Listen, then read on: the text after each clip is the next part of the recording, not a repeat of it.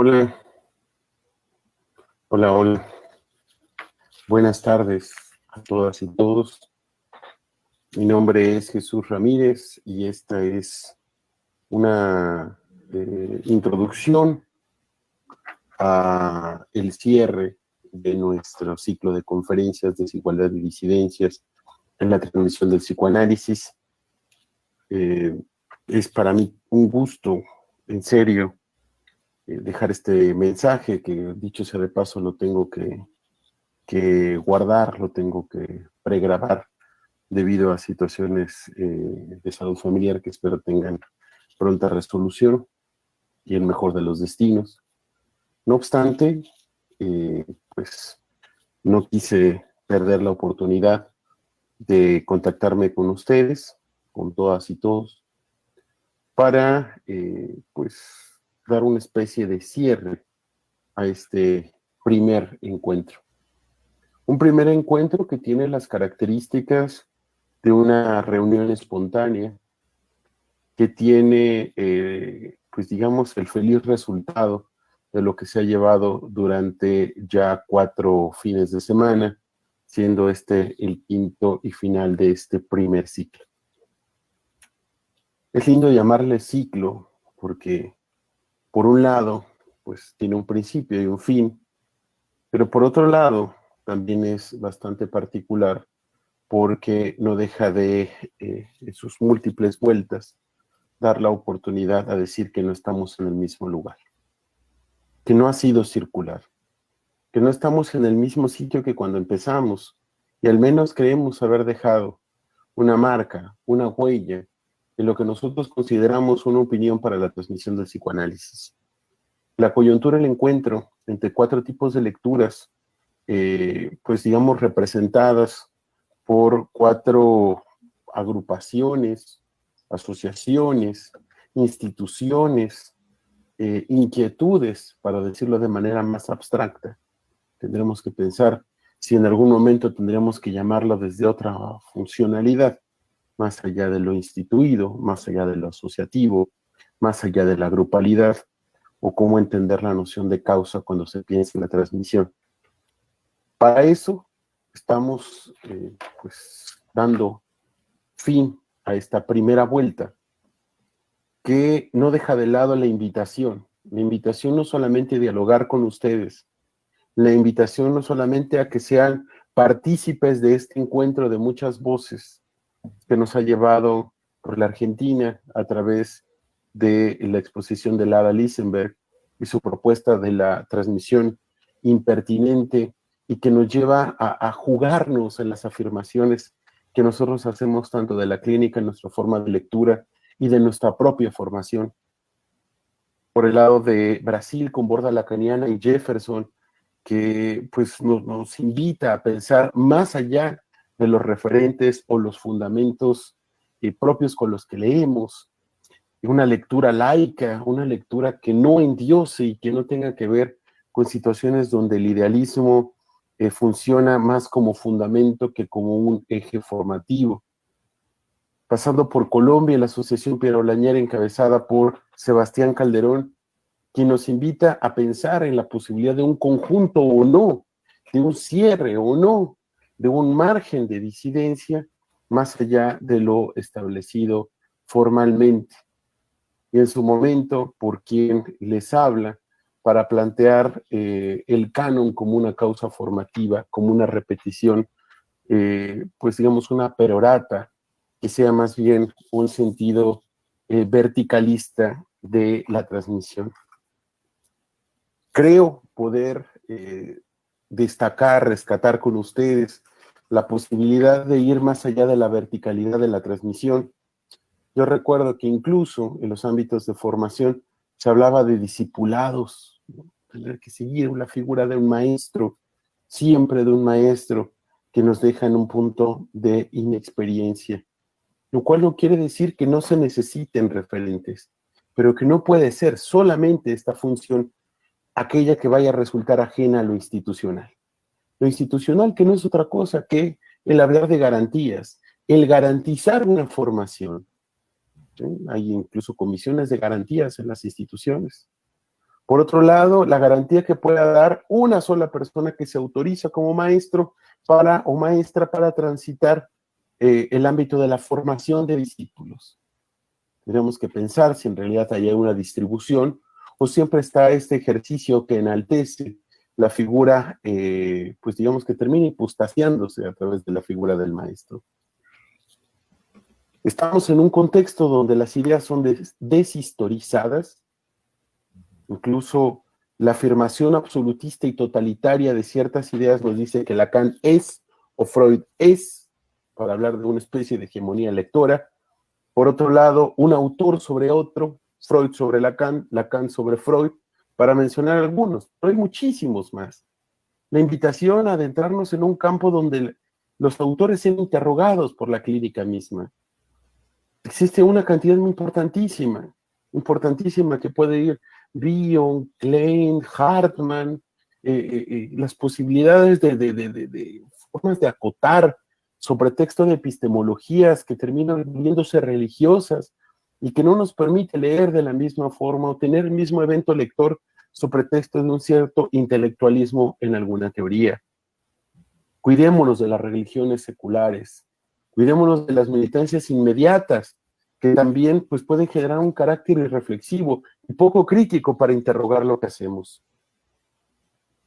Historicemos las ideas, podría decirlo así, en función de nuestros contextos inmediatos, pero para eso tratemos de dar cuenta de qué forma podemos escucharlo. Si hay una marcada crítica hacia la neutralidad en la que se pretende el psicoanálisis lea su realidad inmediata, también tenemos que decir que este solamente no puede ser militante porque sí. Tenemos que saber cuáles son los sesgos de nuestra lectura. Tenemos que interrogar e integrar las diferencias que las lecturas absolutistas nos han generado. Pensemos entonces si a través de estas situaciones no hemos construido una academia de citas, un conglomerado de citas donde lo más importante y la moneda de cambio sean nuestros autores, cuando en realidad ni siquiera podamos pensar como un ejercicio crítico el ámbito del diálogo. La invitación, creo que puede resumir las 4 propuestas presentadas, es dignificar, traer la dignidad, pero la dignidad ¿cómo? La dignidad crítica, una dignidad crítica que interrogue cada uno de los fundamentos y también de sus usos, que no demos por sentado nada. Recordemos sí, que no se trata de situaciones netamente subversivas por serlo. Estamos hablando de una situación, de una teoría, de una construcción, de una práctica que tiene que ver, en dado caso, con lo subversivo, pero sobre todo por su profundo énfasis en la sospecha y en la crítica. Es importante seguir interrogándonos. Es importante seguir generando los ámbitos de sospecha. Tengamos cuidado justamente de lo fundamentalista. Ya hemos cruzado por ámbitos de fundamentalismo que corrieron a personas de instituciones, algunos excomulgados. Por ahí podemos mencionar también ámbitos de señalamientos ideológicos que se han generado dentro de las profundas divisiones de las instituciones. Y demos paso a un diálogo abierto, pero que básicamente nos interrogue sin personalizar las cosas. Recuerdo mucho la conferencia de Jefferson donde mencionaba claramente esto. ¿Por qué? Pues porque no se trata de que la interrogación sea ad hominem, sea contra la persona. Como tampoco la cita tiene que verse autorizada a partir de que la dijo tal referente.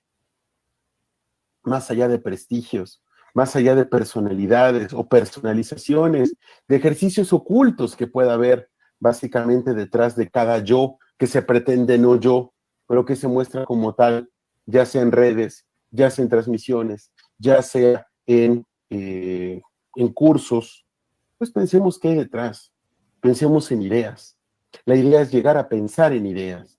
Creo que eso puede ser una noción de pensar a través de la figura de sujeto un poquito las cosas. Esta despersonalización o llevar el nombre propio a cualquier otro lado, pero que sea la fundamentación de ideas y el libre encuentro de ideas, un punto en el que más allá de participaciones institucionalizadas o laureles colocados como coronas nos permite otra cosa. creo que este primer ciclo, este primer punto de encuentro, no deja de ser una invitación a que se armen muchos más, en el que podamos estar nosotros, ustedes, quienes sean, y que podamos seguir generando quizá preguntas más concretas, quizá otros formatos de encuentro, sobre todo en la coyuntura de este encuentro se ha suscitado como una situación bastante característica. Una cosa que apuntaba cuando tuve la oportunidad de hablar es que a mí particularmente me preocupa que se utilice este medio, vamos a decirlo así, cuando se puede generar este diálogo y no deje de ser una sustitución de algo, pues digamos, sustitución de presencia, y que al volver a lo presencial, la nueva normalidad sea una repetición. Hemos podido encontrarnos a través del fenómeno del Internet, pero también Internet ya nos enseñó algo. Y lo que nos enseñó es que después de configurarse como una red de múltiples voces e informaciones, terminamos generando el mismo debate bizantino, la misma construcción, insignificante en todo caso, de ideas, el mismo reduccionismo, prácticas verticales que no tienen que ver con el acceso a la información. Tengamos cuidado de eso, y es momento que nos demos cuenta y reconozcamos lo profundamente verticalista de nuestras prácticas. Con eso, creo que es una manera en la cual podemos ubicarnos más allá de estos ejes que ya se han denominado verticalistas, en pro y en pos de generar espacios presuntamente horizontales que tengan estas características: nuestras lecturas de seminarios, nuestras lecturas de cursos, nuestra base clínica. Si la base clínica ahora se ha segmentado de ciertas instituciones donde ya no existen discusiones, donde el fin solamente se legitima, el fin de un análisis, y por ende la figura de analistas se legitima en instituciones o en parainstituciones, o sea, como ejes que no son institucionalizados, que pretenden por fuera de este discurso, pero que se legitiman. Los ejercicios de legitimidad tendríamos que cuestionarlos, creo. Como también existe la legitimidad de la autoría. ¿Cuál es la autoría de ideas? Pues yo creo que la que se forma a partir de propuestas de trabajo, que no dejan de ser propuestas efímeras, y propuestas que pueden perfectamente modificarse siempre y cuando estén abiertas y no se tomen como ataques personales. La autoridad, ¿qué tanto es importante la autoridad? Bueno, hay cosas para desautorizar, pero es importante que también no confundamos autoridad con fundamento. El fundamento es un ejercicio claro para construir. Después de ahí podemos modificar sin necesariamente destruir.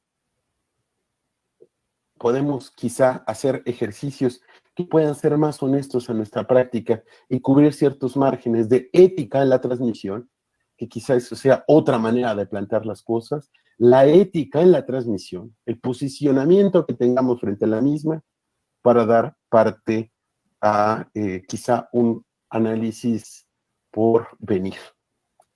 Agradezco pues la gestión de todo este proceso, tanto mis compañeros de Yoica, Arturo Rogerio para la parte técnica, Alejandro Rodríguez, que formará parte de este diálogo, de este encuentro, a los compañeros de diversas instituciones, a Lara Lisbeth de la CAN Big Data, a Sebastián Calderón de la Asociación Piedra Blañer, a Jefferson Baine de Porda Lacaniana, y en su momento a Camila Kushner, que formó parte de este encuentro. Agradezco profundamente a cada uno, a cada una, la atención y tiempo que han dedicado para esto, y muchas gracias por estar ahí y por permitir la exposición de lo que quizá y ojalá sea un análisis menos ortodoxo y una transmisión menos verticalista o centralista. Muchas gracias. Bueno, hola a todos, ¿cómo están? Hemos escuchado las palabras de Jesús, que a mí me ha dejado bastante sin palabras. Creo que articuló fantásticamente bien lo que venimos pensando. Y el encuentro de hoy tiene como finalidad que podamos charlar entre todos respecto de lo que se ha planteado en este ciclo. Para eso nosotros pensamos una pregunta, que es si acaso la formación virtual modifica en algo la distribución del poder en la transmisión del psicoanálisis. Y me parece que esta pregunta articula muy bien con lo que plantea Jesús respecto de la necesidad de pensar la ética en la transmisión. Y él dijo algo que a mí me pareció muy acertado, que es que la propuesta es aportar una dignidad crítica. Una dignidad crítica. Desde ahí entiendo yo que el uso de la virtualidad favorece absolutamente esa dignidad. En principio, porque permite el acceso a la información de muchas personas que de otro modo no lo tendrían. ¿Sí? Y porque si hay algo que es elemental, digo esto y escucho lo que haya para decir, pero me parece que si hay algo que es elemental para que se modifique la distribución verticalista del poder en la transmisión del psicoanálisis, es que empecemos a dar importancia a una figura que para mí en el psicoanálisis está muy denostada, que es el otro semejante. Poder escuchar y poder recibir, ¿no? Poder darle lugar al otro semejante, creo que aportaría algo de esa dignidad. Ahora, en eso entiendo yo que la virtualidad suma mucho. Vamos a empezar a escuchar los comentarios de mis compañeros de este ciclo y los de las personas que están del otro lado. Si alguien quiere tomar la palabra, me dice mientras voy leyendo los comentarios. Julieta dice, desde que empezó la pandemia se pudo participar de variadas conferencias de analistas de distintas orientaciones de diferentes países que de ningún modo los habría escuchado sin la democratización que nos permitió lo online. Para acceder a ellos hubiera tenido que viajar o pagar a esas instituciones nichos de saber que son de difícil acceso. Sí, Julieta, claro, es lo que nos ha pasado a todos, totalmente de acuerdo. Sí, indudablemente, bueno, tomo la palabra, Lara. Indudablemente se presenta un fenómeno bastante favorecedor para que haya un encuentro de una manera muy distinta a como se venía dando, organizando, produciendo, de otras formas previas a que nos viéramos obligados a meternos mucho más a la virtualidad a partir de la pandemia. Y tú decías algo que me parece naturalmente pertinente. El acceso a la información, por supuesto que está posibilitando que muchas más personas puedan saber y puedan estar en el encuentro con múltiples formas de no solamente cómo se aborda el psicoanálisis, sino cómo se está produciendo actualmente el psicoanálisis. Pero me parece que, vamos, con el invento del Internet, el acceso a la información, por supuesto que es mucho más vasto, podemos acceder a mucha información. Pero el asunto ahora de realmente tener que habitar la virtualidad, ¿no? De que los psicoanalistas se han visto en la necesidad de ahora formar parte de este mundo que antes quizás no se veía con tan buena mirada, no se apreciaba tanto, se apreciaban más otras formas, quizás más conservadoras, donde se le daba mucha importancia a la presencia física y todos los efectos que se suponían de ahí. Ahora me parece que no solamente hay acceso a la información, sino a que hay un acceso a realmente poder estar en contacto con las personas que están produciendo ese psicoanálisis. Es decir, no solamente puedo leer un texto, ¿no?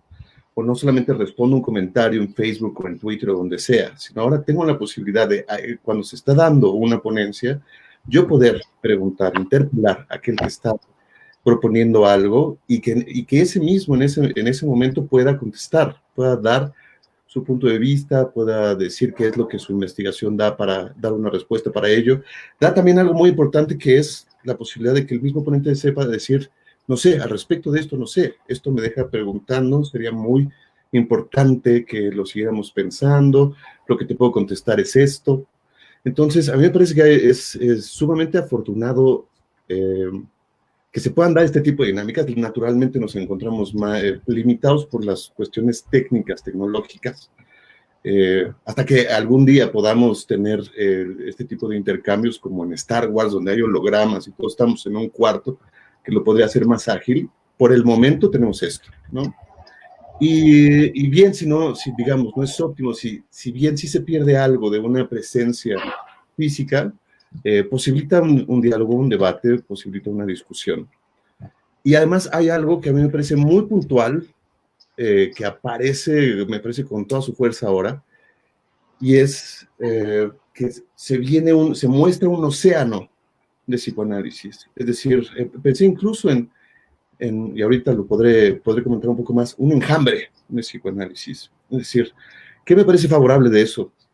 Que las personas que están entrando al psicoanálisis ya no quedan tan sesgados en una cuestión ideológica, identitaria, con su propia capilla, con su propia escuela, diciendo, este es el psicoanálisis verdadero, hay un psicoanálisis y es el de mi escuela, sino que ahora, naturalmente, las personas se van a enfrentarse a que hay un montononal de formas de abordar el psicoanálisis, ¿no? Y que, de hecho, en esas formas de abordar el psicoanálisis hay disidencias, no hay armonía.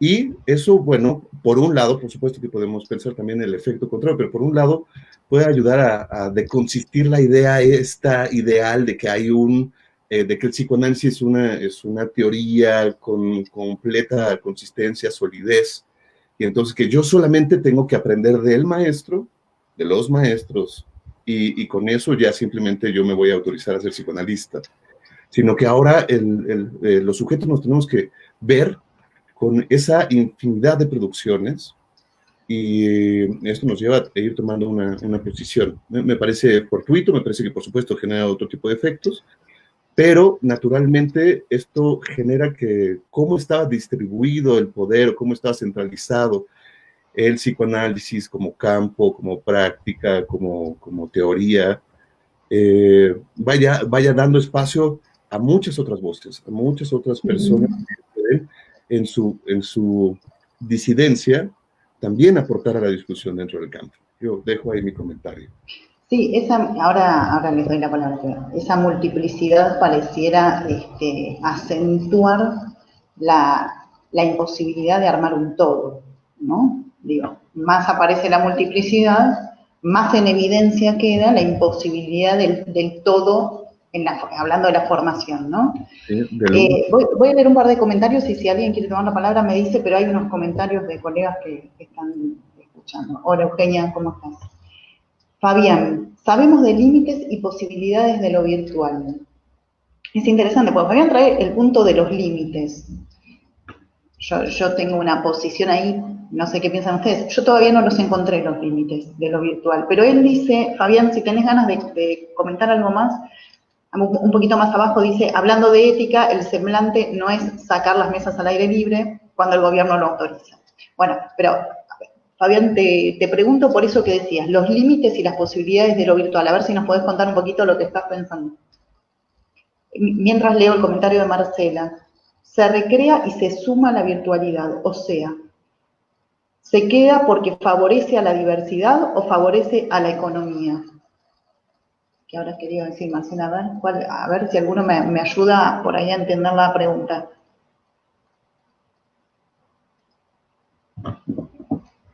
Ahí me apareció un comentario de Rodrigo. Voy leyendo y leo las aclaraciones. Yo no solo en la mismidad del psicoanálisis, sino también en el diálogo con historiadores, economistas, neurólogos, filósofos, pensadores de la educación, etc. Reivindicar la condición dialógica del psicoanálisis.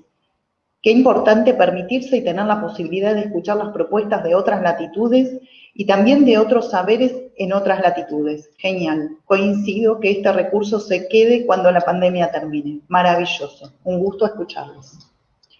Qué bueno, Rodrigo. Sí, estamos pensando que ojalá este recurso se quede. Bien. Mientras vamos viendo cómo llegan los mensajes, porque se demoran un poquito, no sé si Jefferson o Sebastián quieren comentar algo.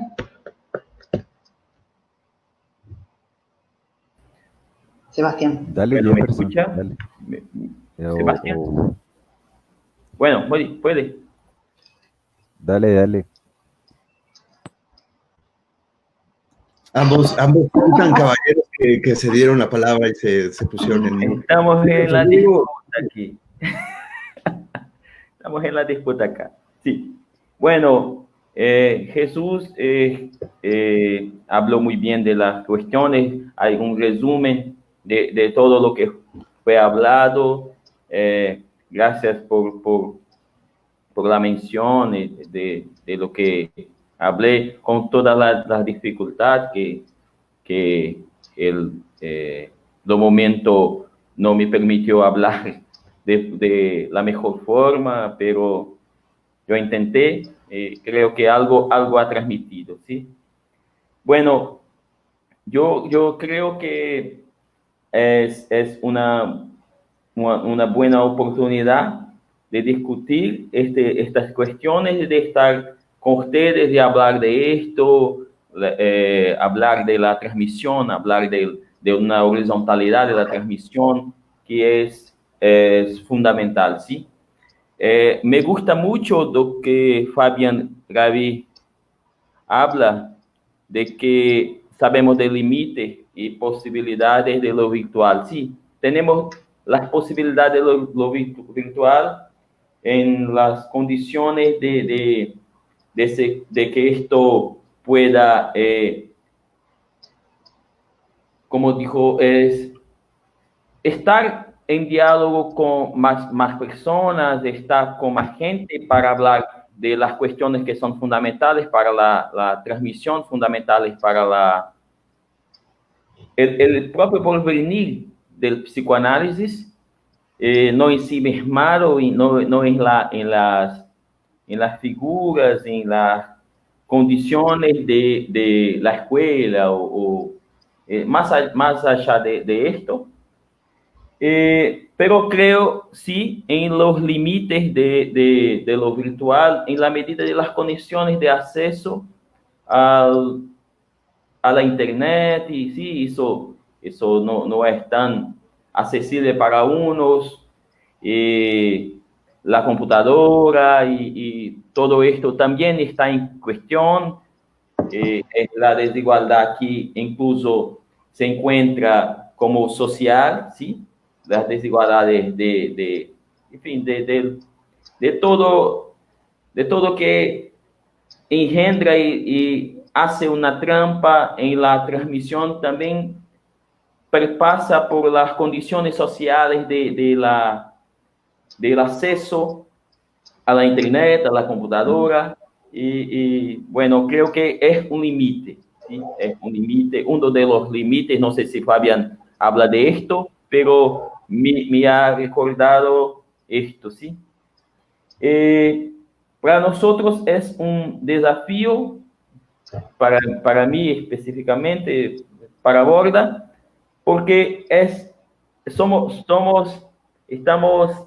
como los únicos que hablan portugués. Entonces, ustedes sienten mi dificultad de hablar castellano, pero yo intento a hablar lo mejor que puedo.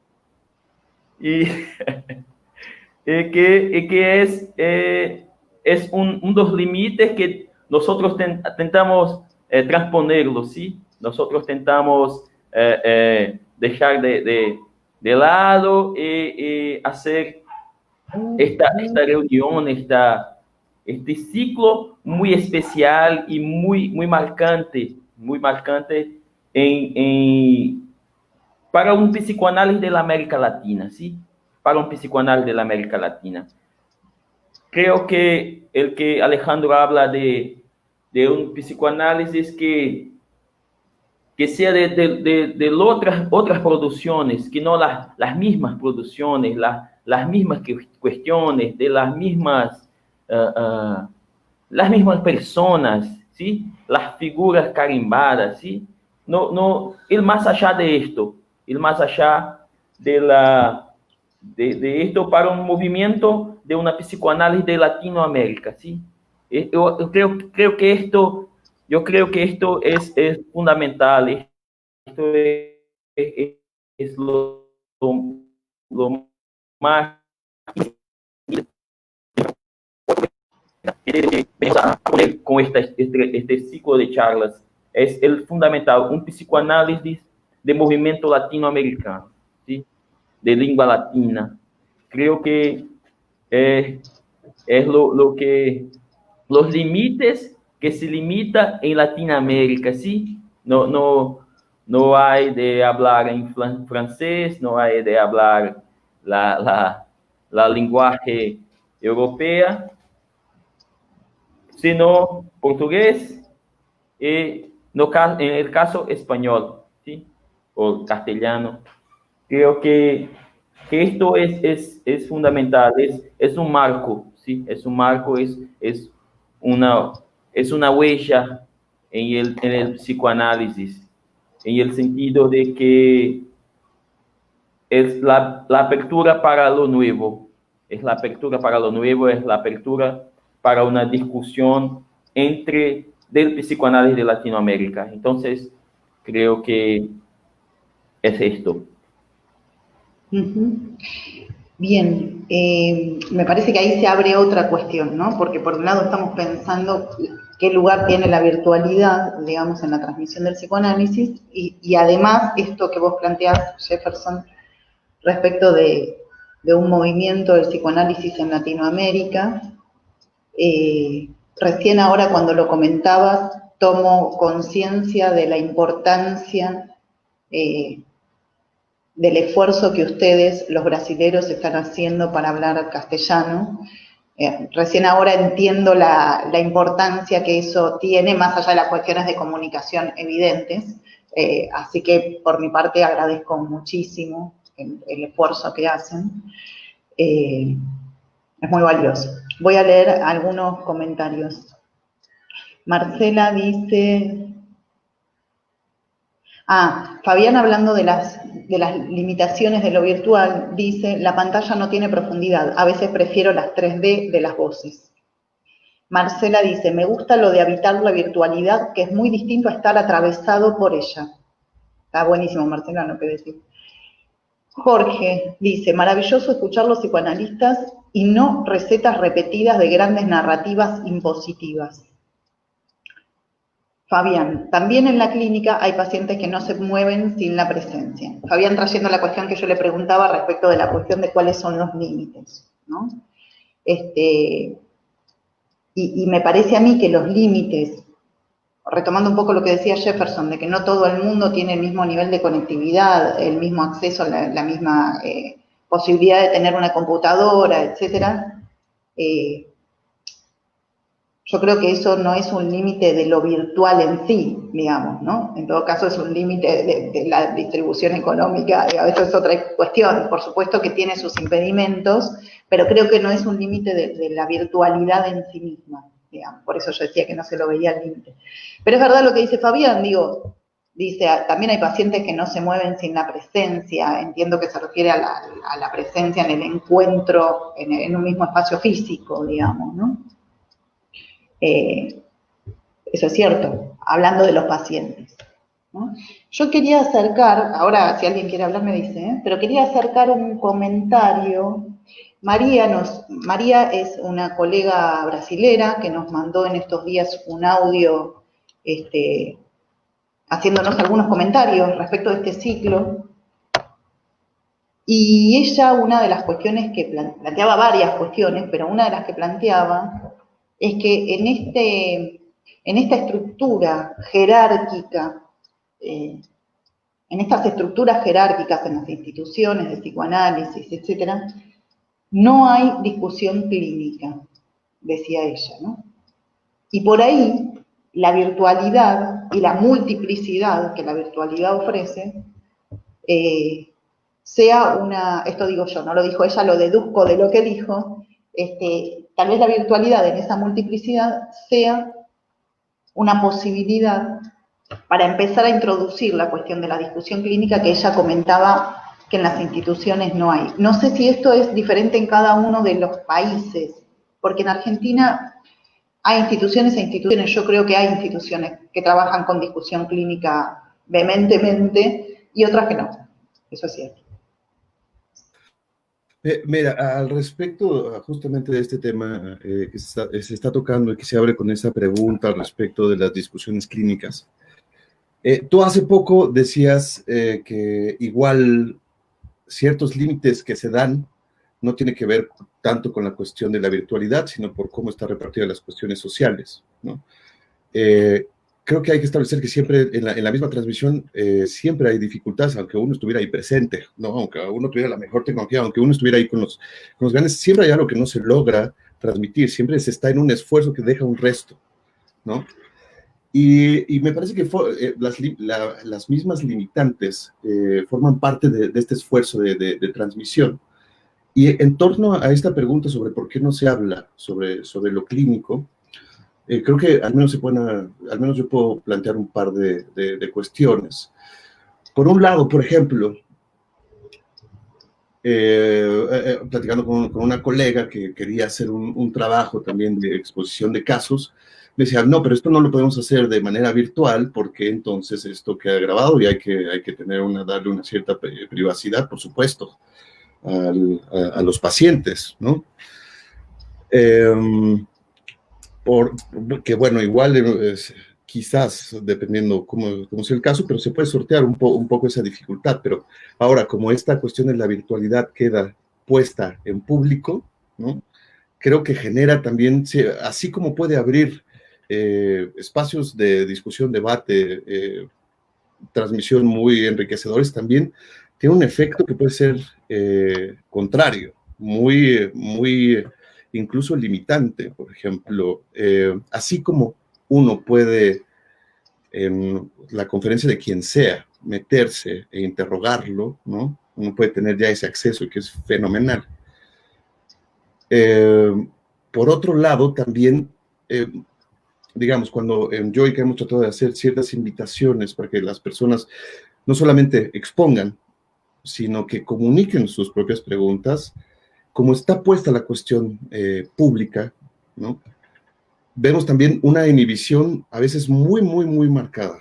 O sea, sujetos que realmente no se animan a hacer una participación, a preguntarle a quien está ahí esperando las preguntas, justamente por quedar en el ámbito ahora de una mirada pública abierta a todo el mundo, ¿no? Que si bien esto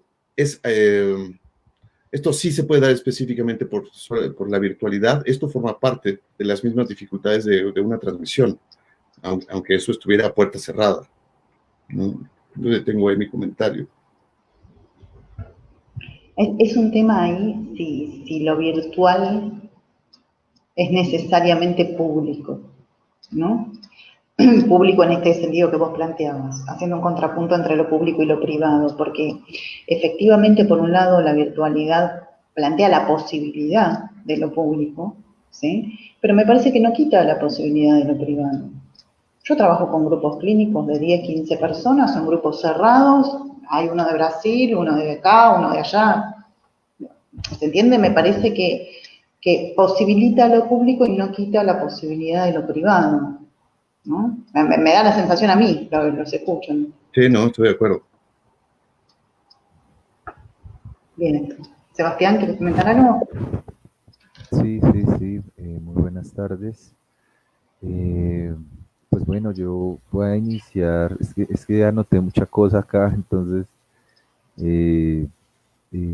pues quiero comenzar por algo que comentaba Jesús, un poco por el porvenir del psicoanálisis, en un aspecto pospandémico, ¿no? Y ahora qué se hace o cómo va a ser los juntes o cómo se va a plantear ahora eso, ¿no? Me parece a mí que eso es vital, me parece que es fundamental y sobre todo las conformaciones de grupos y algo que tenemos nosotros en cuenta desde un principio siempre ha sido la desjerarquización del nombre, aún así, aunque nuestra asociación tenga un nombre, ¿sí? De alguien grande, ¿sí? Pero como esa disidencia también en el fondo suele ser incómoda, y a mi modo de ver y un poco lo que siempre dialogamos en la asociación es que el psicoanálisis es político acá en Latinoamérica. Su propia apuesta epistémica, teórica, práctica, es política. Yo creo que desde un principio, cuando hubo esta heterogénesis de asociaciones, como aquí las tenemos, un poco esa era la preocupación también propia, y era cómo, cómo territorializar, ¿no? Y cómo hasta el día de hoy, eh, hace un año era impensable esto, era impensable, era impensable cómo hacer una apertura, ¿sí? Eso nos pasa, por ejemplo, también a nosotros, ¿no? Porque, eh, por ejemplo, nosotros en la asociación, algo que aprendimos últimamente fue estos discursos esquizoanalíticos tan fuertes en Argentina, Uruguay y en Brasil, y cómo podíamos hacer un diálogo y cómo también de alguna u otra forma había un devenir ahí con respecto a una crítica muy fuerte que se le hacía al psicoanálisis, justificada o no, pero que nos permitía una apertura política, un diálogo, una negociación, y me parece a mí que esa es la apuesta, ¿no? Yo creo que la misma noción ahí de lo virtual nos permitió hacer un diálogo distinto, nos permitió una apertura que era impensable, y nos permitió también reconocer que hay otros discursos y otra escucha, ¿sí? Algo que me parece interesante de las transmisiones online es poder escuchar otros discursos, otras maneras de plantearse, colectivos, sujetos, ¿no? Y me parece a mí que lo que también esa fuga que existe ahí latente también es epistémica. Yo, por ejemplo, cuando planteo la formalización es también una apuesta epistemológica, y decir, bueno, ¿cómo vos te podés plantear un diálogo con un matemático, con un ingeniero, con un pedagogo? Eh, ¿Cómo lo puedes hacer? Luego ellos no son seres de deseo, no son seres también de enunciación, simbólicos. Yo creo que esa apertura es interesante, me parece que es abiertamente política, y yo creo, pues no sé, es un poco arriesgado lo que voy a decir, pero me parece a mí que ese es el corte aquí en Latinoamérica del psicoanálisis.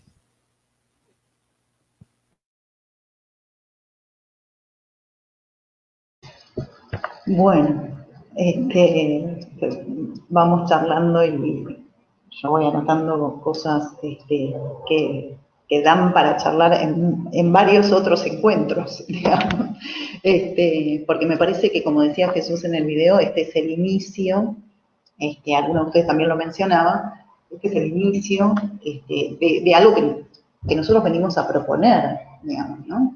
Y a partir de esta propuesta, que la podríamos llamar la dignidad crítica, como decía Jesús, a partir de esta propuesta se van a abrir otros ribetes, otras aristas de estas necesidades que venimos teniendo los psicoanalistas hace mucho tiempo, y que me parece que no encontrábamos cómo darles curso a estas necesidades, ¿no? La virtualidad nos viene a ayudar a que podamos empezar a esto, a encontrarnos, a juntarnos y a poner en claro cómo dar curso a estas necesidades, que no somos 4 o 5 los que tenemos la necesidad de una tendencia a la horizontalidad, de pensar la transmisión de otra manera, de repensar qué significa el autor, ¿no? De diferenciar la autoría de la autoridad y del autoritarismo, etcétera, ¿no? Fabián decía, cuando Sebastián estaba hablando de la cuestión política, Fabián le dice a Sebastián, entiendo, tu palabra es política. Sí, pero está el riesgo de delirios sin curso, el tarot. No sé, Fabián, ¿de qué me estás hablando? A mí me parece que sí, justamente la cuestión de este riesgo de delirios sin curso, al menos yo por donde lo voy pensando, está en la cuestión también de cómo un sujeto que está habitando la virtualidad y cómo, a pesar de que la virtualidad produce una apertura muy, muy grande, nunca deja de estar exenta justamente a producciones muy, muy propias, ideológicas, fantasmáticas, en las que simplemente, puede posibilitar que entonces uno esté hablando y exponiendo simplemente lo que piensa, sin ninguna necesidad de una autocrítica, de una reflexividad, ¿no? Y que simplemente se vaya poniendo lo que uno piensa así como va, ¿no? Por el Sin momento ahí. argumentación, decías. ¿Cómo? Sin argumentación, ¿a eso Sin te referís? argumentación, sí, se vuelve un lugar bastante fácil el simplemente el poder hablar, ¿no? Y querer hacer que eso tenga un valor, una validez, una fuerza por sí misma, ¿no? Uh-huh. Sí, justamente en torno a la cuestión si regresamos a la pregunta de la formación virtual, cuando pensamos la cuestión de la formación, por un lado podemos indudablemente estar con ya múltiples posibilidades de encuentros, de intercambios, pero que, me parece que la cuestión formativa justamente se tiene que dar no solamente en la lectura o en la escucha de quien sea de los múltiples ponentes que puedan estar ahí, sino justamente cómo se hace un ejercicio para siempre interpelar al otro.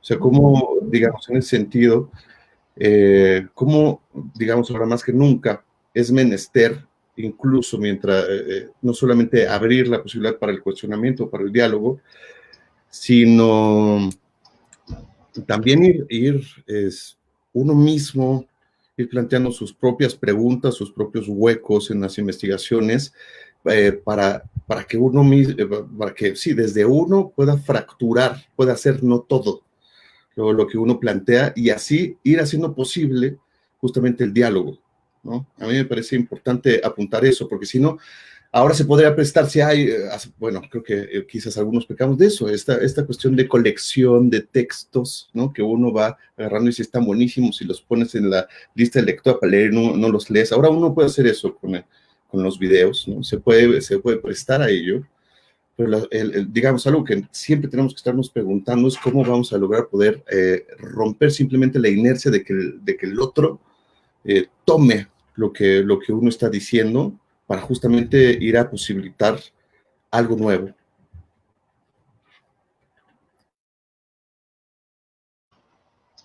Sí, te pregunto.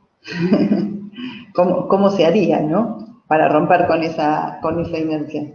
Porque me parece que estamos planteando problemas que hoy los tomamos en torno a la cuestión de la virtualidad, pero que van más allá de la virtualidad, ¿no? Problemas que tienen que ver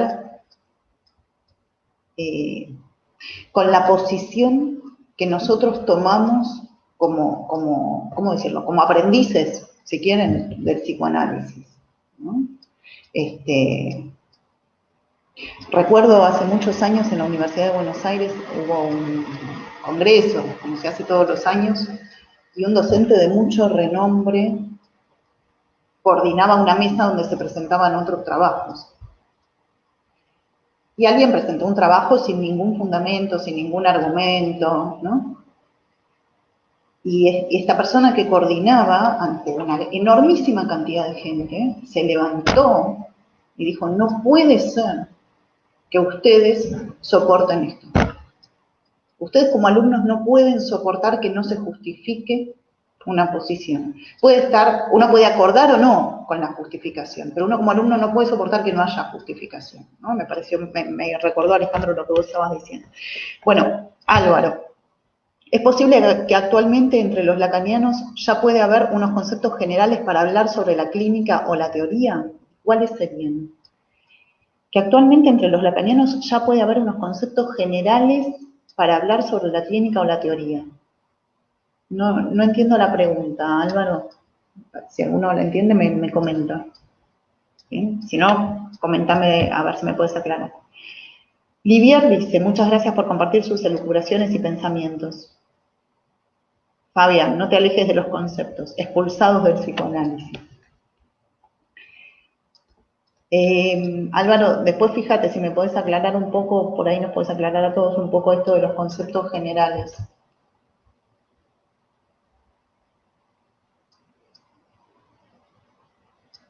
Acuerdos. ¿Acuerdos sobre qué cosa?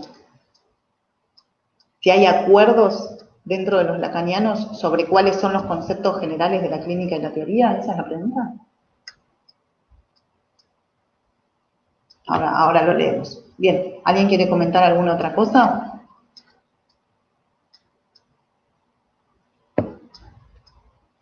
Tardan un poquito en llegar los mensajes. Otra cuestión que la tomo mientras vemos las preguntas, pero otra cuestión que tomé nota, que planteaba Jesús, me pareció súper interesante, esta diferencia, ahora va Álvaro, ahí voy, esta diferencia entre los referentes y los maestros. Él estableció una diferencia, él dijo, bueno, tenemos que pensar, digamos, qué es lo que le da autoridad a un maestro, porque no estoy diciendo que no necesitemos referentes, dijo Jesús, ¿no? Me pareció que le daba un estatuto distinto al referente y al maestro, y me pareció súper interesante. Sí, ¿alguien quiere comentar algo respecto a lo que estoy diciendo? Después sigo con la lectura.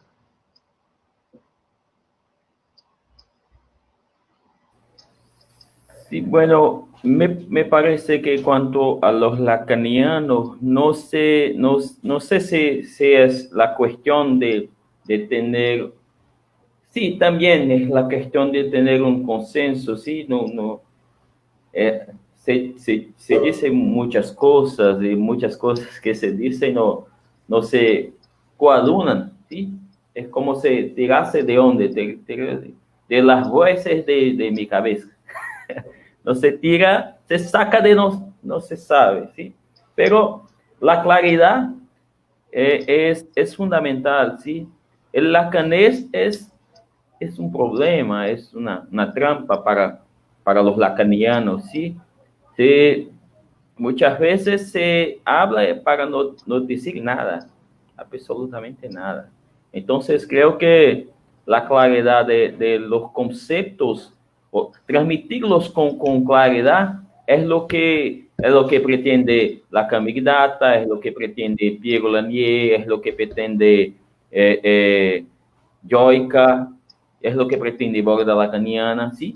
Es la transmisión, y es la cuestión de la transmisión horizontal, ¿sí? Una transmisión horizontal es una transmisión clara, es una transmisión que se entiende lo que se dijo, ¿sí? Es una transmisión de que no se habla simplemente por la estética de lo que se dijo, ¿sí? Hay gente que lo dijo, Lacan habla buenísimo, es bellísimo, pero no se entiende, ¿sí? Es trabajoso para se entender. Entonces, la transmisión te queda, creo que no tiene la transmisión integral de se entiende todo lo que se le dijo, pero hay una claridad que es necesario tener para la transmisión, y creo que nuestro compromiso también es con esto, es con la claridad de los conceptos. Consenso, no lo sé si hay, pero entre nosotros tenemos claridad, ¿sí? Creo que planteamos tener claridad, clareza no que decimos, explicar los conceptos de la forma que se entienda lo que se dijo, ¿sí?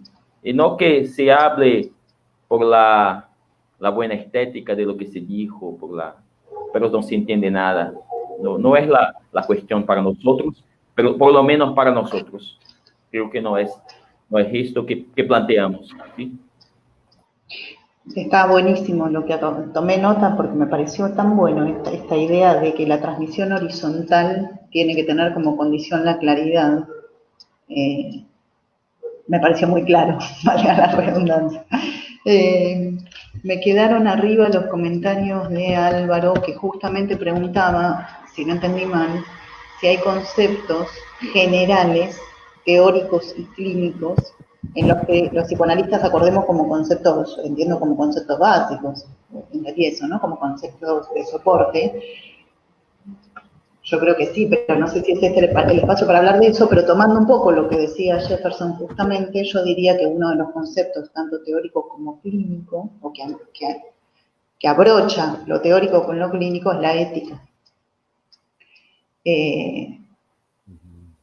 Después podemos hablar de todo lo demás, pero yo empezaría por ahí, digamos. Y me parece que la ética no es por fuera, no puede quedar por fuera de nuestro trabajo en el consultorio. Digo, no es que hay una ética afuera y una ética adentro, son cuestiones a discutir, pero me parece que yo si tuviera que poner el concepto soporte, digamos, del psicoanálisis, diría que es la ética. Hay varios comentarios, entonces no quiero dejar pasar. María Fernanda dice, es interesante que el psicoanálisis empiece a incorporarse a nuevas realidades como la virtual. Es interesante cómo juegan las lógicas dominantes o globalizantes en cuanto a la tecnología o realidades virtuales que muchas veces borran al sujeto. Así es verdad, María Fernanda. Fabián dice, la transferencia a un saber tiene referentes. Bien. Trudy, importantes planteamientos, gracias por esta charla. Renata, es muy interesante escuchar psicoanalistas de otros lugares de Latinoamérica. Es una hermosa posibilidad que nos ofrece la virtualidad. Me gusta mucho la impronta de Joyka y el afán por transmitir el psicoanálisis de un modo diferente del conocido, pero sin dejar de lado la rigurosidad y la ética que debe acompañarnos siempre. Yo tengo varios psicoanalistas de referencia en escuelas de psicoanálisis de Buenos Aires y justamente son aquellos que me enseñan lo importante para la clínica de cada día. Álvaro pregunta, ¿es posible tener que superar a Lacan para llegar a esos acuerdos? Les hago extensiva la pregunta. ¿Es posible tener que superar a Lacan para llegar a esos acuerdos? Sebastián. Dos cositas. Yo creo que el corazón del asunto lo tocó Alejandro y fue la formación de los analistas.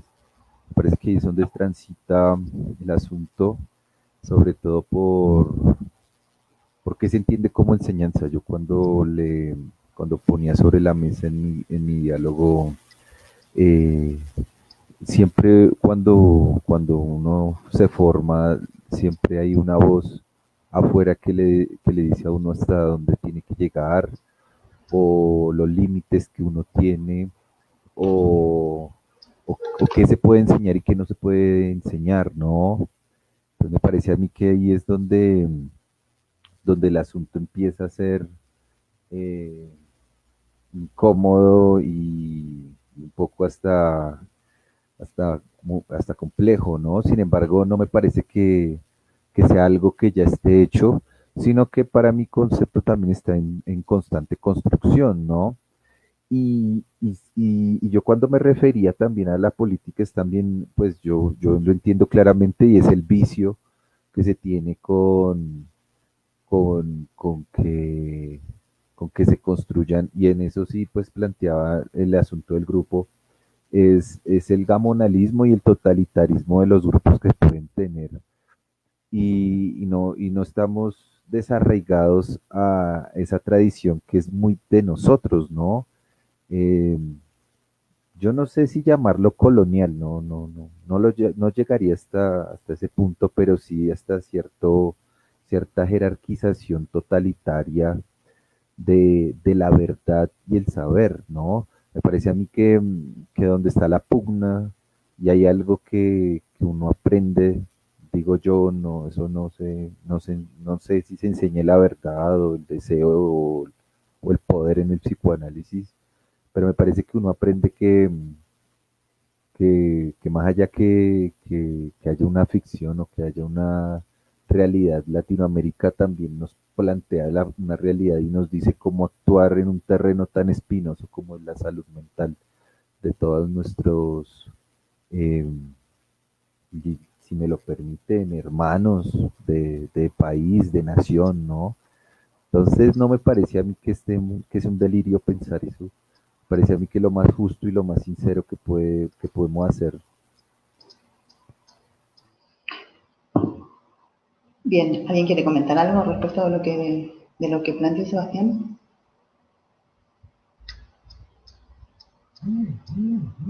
¿No? Bueno, sigo leyendo comentarios. Yo me anoté algunas cosas de lo que dijo, me parecieron muy buenas. Pero no quiero que se me pasen los comentarios de la gente que está del otro lado. Mónica dice, acuerdo con Lara, tiene que haber consenso en relación a la ética porque es lo que nos diferencia de otras escuelas psicológicas.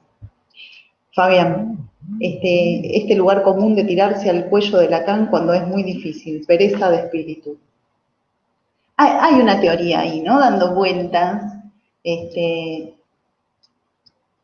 de que nos tiramos en contra de Lacan por una pereza, ¿no? Porque nos da fiaca. Acá en Argentina está muy de moda ese término. ¿Qué fiaca estudiar Lacan? Porque es muy difícil. A mí me parece que sí, que puede haber algo de pereza, puede ser.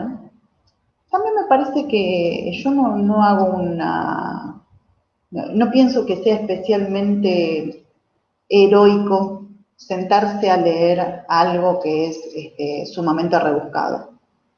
La verdad es que no, a mí no me sucede, digo. Hay textos de Lacan que me fascinan, me seducen, me enamoran, y hay textos que los quiero tirar a la basura porque son tan complejos que no llego a ningún lugar, y no me parece ningún desafío sentarme a tratar de deducir. Prefiero leer otros autores que tienen alguna lectura de eso y veo qué es lo que puedo armar con eso. No creo que leer Lacan tenga que ser un esfuerzo. Yo no estoy a favor del discurso, del esfuerzo en la lectura de Lacan o de cualquier psicoanalista para nuestra formación. Me parece que tiene que ser por placer, creo yo, justamente por la complejidad que tiene. ¿Alguien quiere comentar algo respecto de esto?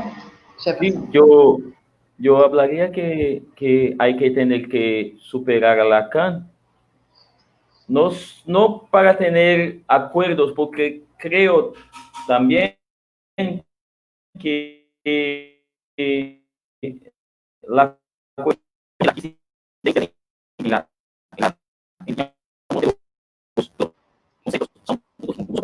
una política de la transmisión. ¿Punto? Tuviste un ¿Te momentito gustó? donde no te escuchábamos bien, ahora sí. ¿Lo podrás repetir? Ahora sí. Sí, bueno, es que hay una cuestión política. Sí,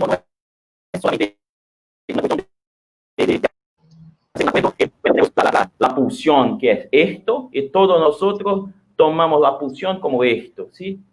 Es una cuestión que no pasa simplemente por un acuerdo, no creo que sea esto. La dirección de la cura es una cuestión que, más allá del acuerdo, de los simples acuerdos, no creo que sea esto. Hay que transponer a Lacan, hay que superar a Lacan, como hay que superar cualquier autoridad, cualquier autoría en el psicoanálisis, para que el psicoanálisis avance. Creo que sea eso, ¿sí? Es que nosotros discutimos mucho los autores en sentido de que Lacan lo dijo. Si Lacan lo dijo, sí, entonces, bueno, no, acabóse la discusión, no tiene más. No creo que sea por ahí, ¿sí? Que Lacan lo dijo en Seminario 18, que lo transexual no hay que sostener una cosa de esas, ¿sí?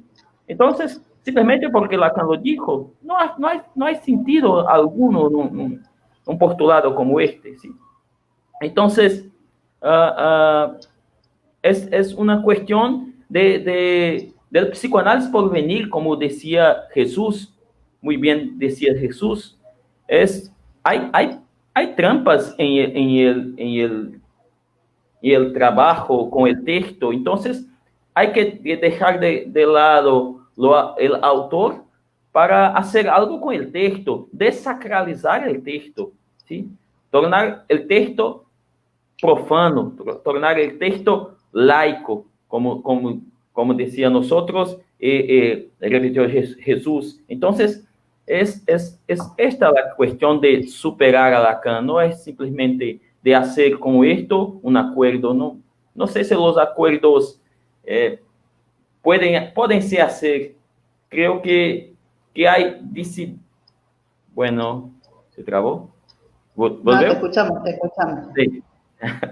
Creo que hay algo que es más allá de un simple acuerdo, que es la política, ¿sí? Entonces, no creo que, a ejemplo, la escuela milleriana no acepte que hay que amar su síntoma o hay que saber hacer con su síntoma o que Colette Soler hace con no hay que amar su síntoma. Entonces, yo no estoy de acuerdo de esto. Entonces, yo tengo que me adecuar a esto porque tiene que hacer un acuerdo. Yo creo que tenemos que hacer un acuerdo, como dijo Lara, en la ética del psicoanálisis. No hay que, tenemos algo que es extremadamente individualista, extremadamente liberal, que es la idea de que hay que responsabilizarnos por nuestro deseo. ¿Sí? El deseo es del otro. Entonces, hay cuestiones que Lacan habla en el seminario 7 que no hace sentido alguno. Entonces, es el seminario que él mismo dijo que no publicaría. Entonces, que quería reescribirlo.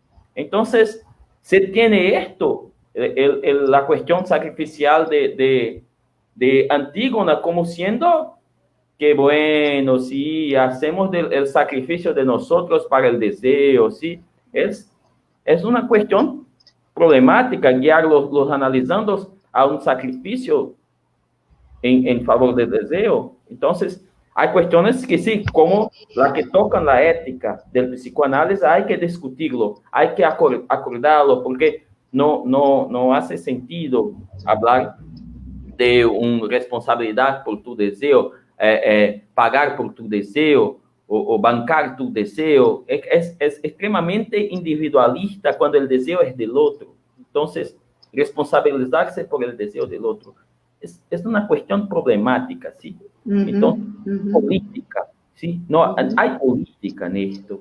Hay política. Ahí se abre otra cuestión. Ahora, perdón, Jefferson, quería seguir leyendo algunos comentarios, pero te digo algo que respecto a lo que estás diciendo. Me parece que retorna todo el tiempo, también en los comentarios de Sebastián, la cuestión de la política, ¿no? En psicoanálisis, que es un tema que nos preocupa un montón, nos preocupa mucho. Tal vez podamos hacer en algún, digo a todos, no, les digo a todos los que están escuchando, tal vez podamos hacer algún encuentro, algún espacio, no sé cómo, pero para charlar un poco de la política en psicoanálisis, ¿no? Porque me parece sumamente importante. Julieta dice, otra cosa que noté en este tiempo, que hay más analistas abriéndose a la discusión y debates de la geopolítica de nuestros países.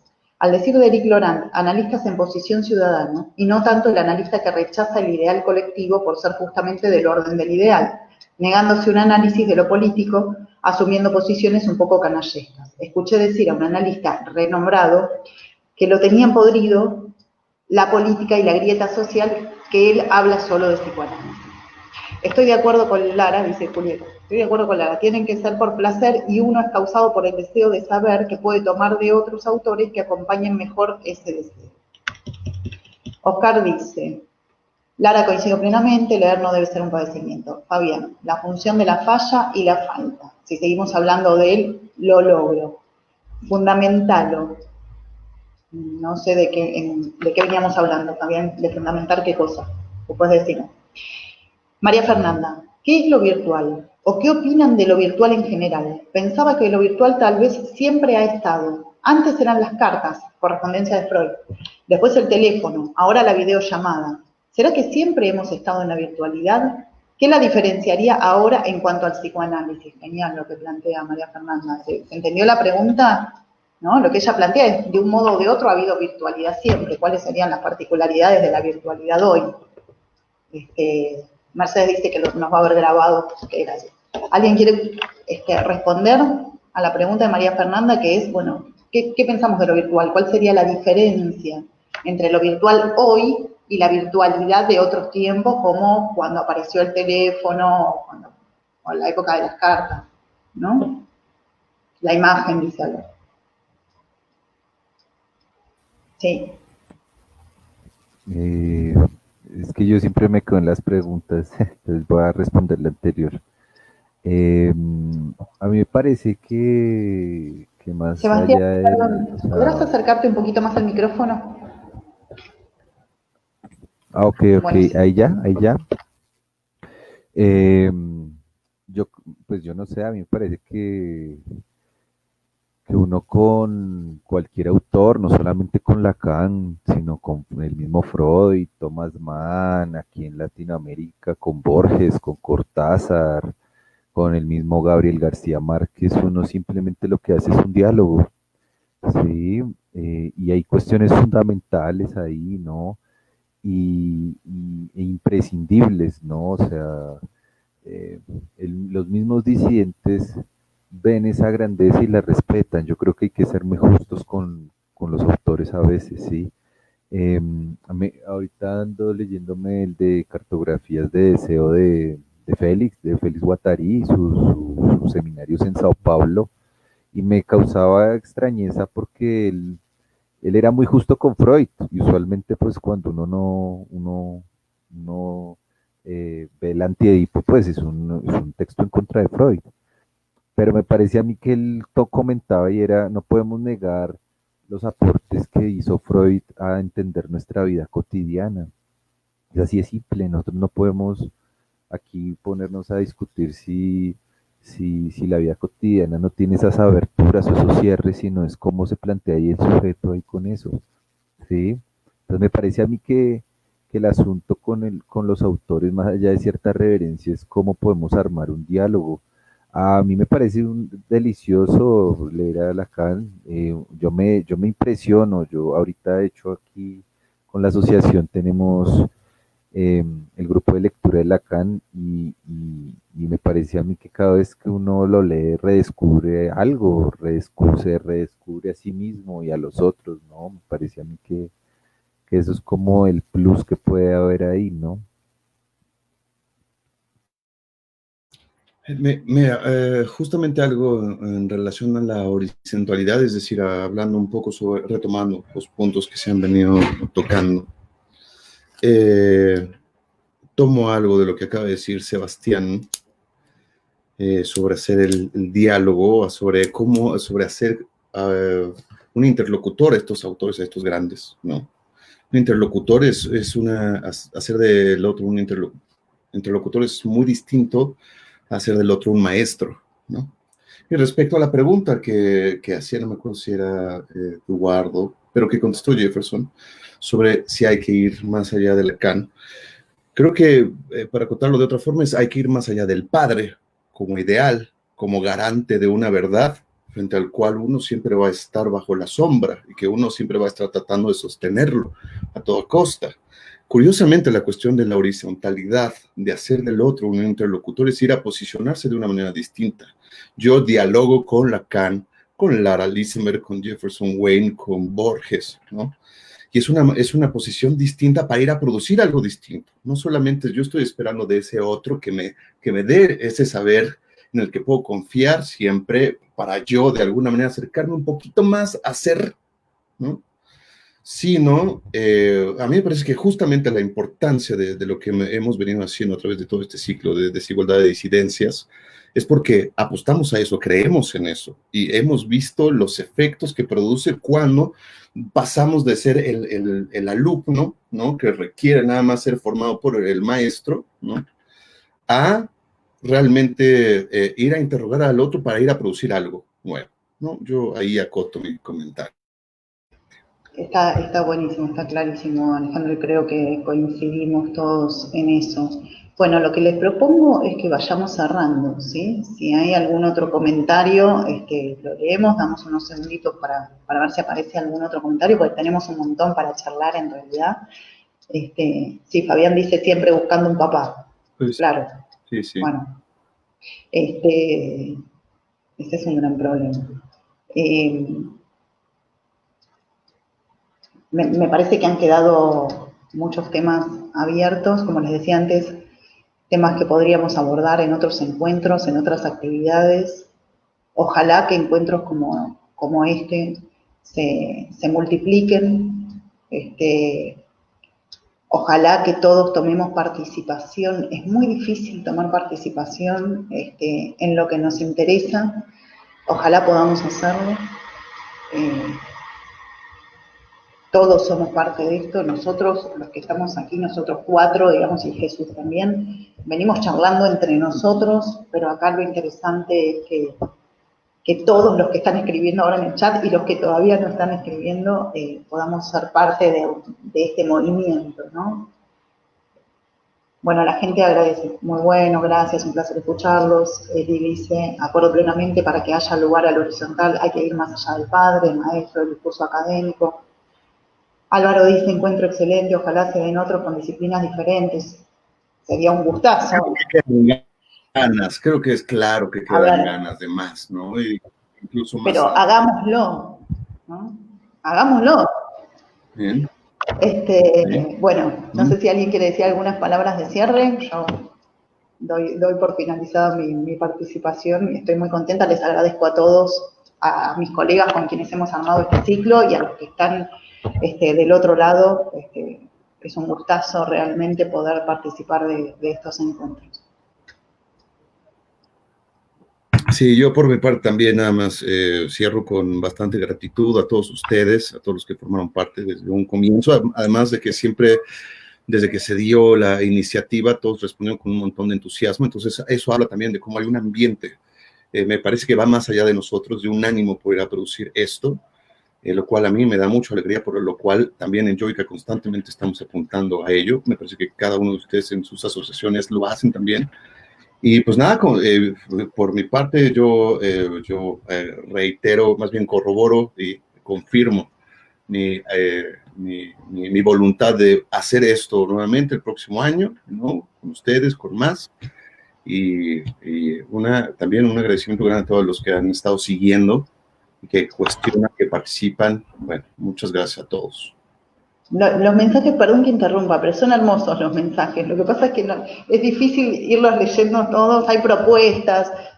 Guarden las propuestas para el año que viene. El año que viene largamos un posteo, una convocatoria y participemos todos. Es así. Jefferson, Sebastián, no sé si quieren decir algo para cerrar. Para que cierre Jefferson. Sí, ¿Puede? No, pues agradecerles, fue un gusto enorme, siempre, pues desde el principio, desde que Jesús me comunica y me comenta esta idea, me pareció genial. No esperaba la verdad tener este intercambio con cada uno de ustedes, me pareció a mí fantástico. Me parece a mí también que uno se lleva ciertos aprendizajes. Me parece también que nos deja también en problemas porque hay que seguir haciendo el movimiento. Es un compromiso de seguir acá, por ejemplo, desde Colombia, desde Bogotá, desde la capital, seguir abriendo, seguir haciendo resonancia. Es muy bonita esta imagen, me parece a mí, la heterogeneidad. Eso también, esa singularidad de todos nosotros acá, me parece que en la lengua, en la manera en la cual se dialoga, creo que es posible. Entonces, un gran abrazo y muchísimas gracias de parte del grupo que está acá también, de la asociación, de cada uno de los participantes y de los que también nos han apoyado desde un principio. De nuevo, muchas gracias.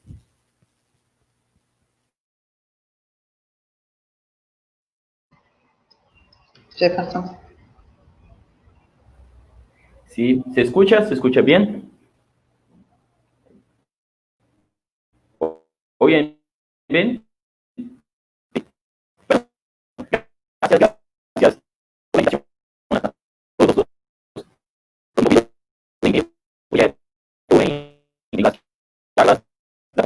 Gracias. Ahora sí no te escuchamos. Ahora sí. Como que creo que pasa si se quitan todos los micrófonos. Sí, a ver, los micrófonos, no se te escucha. A ver si podés hablar ahí. Bueno, ¿se escucha? Sí. ¿No se escucha? Ahora sí, ahora sí. ¿Se escucha? Sí. Ah, bueno, sí. ¿Hay una falla, es? No, solo silenció. Sí, Ahora bueno, te estamos yo hablo. escuchando bien. Bueno, gracias por la invitación del Grupo Borda. Yo hablo en nombre de todos los compañeros del Grupo Borda. Es muy bueno estar con ustedes, debatir con ustedes, discutir. Los cambios de ideas es fundamental para nuestra práctica. Ya lo dijo, principalmente en la América Latina, que es la unión de un grupo que se quedaba, digamos, aislado, ¿sí? Aislado en nuestros campos, en nuestras... Sí, y hay que unirnos, ¿sí? Hay que ser en común, hay que ser una transmisión en común, ¿sí? En común en el sentido de que propusimos una horizontalidad en la transmisión del psicoanálisis, que esto empiece por nosotros, ¿sí? Empiece por nosotros, con la unión de nosotros, que planteamos un psicoanálisis así.